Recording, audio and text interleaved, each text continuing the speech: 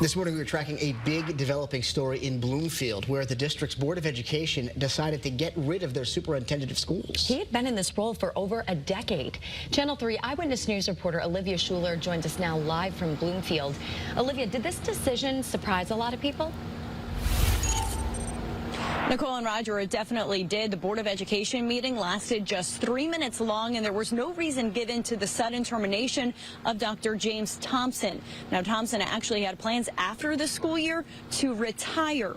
Now, this morning, Dr. Thompson is not backing down and plans to fight the unexpected decision made by the board. Right now, his lawyer advised him not to comment just yet. However, the former Board of Ed chairman is speaking up about the decision made by the newly elected board.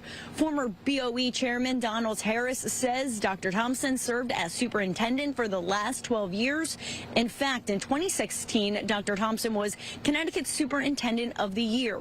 In a statement, Harris said, quote, "What this newly elected board, through its new chairperson, has done to him as he nears a well-deserved retirement is disgraceful, classless, and reprehensible. At some point, they will be held accountable."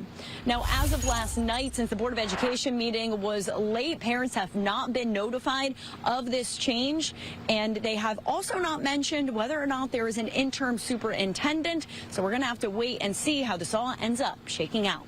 Live this morning in Bloomfield, Olivia Schuler, Channel 3 Eyewitness News.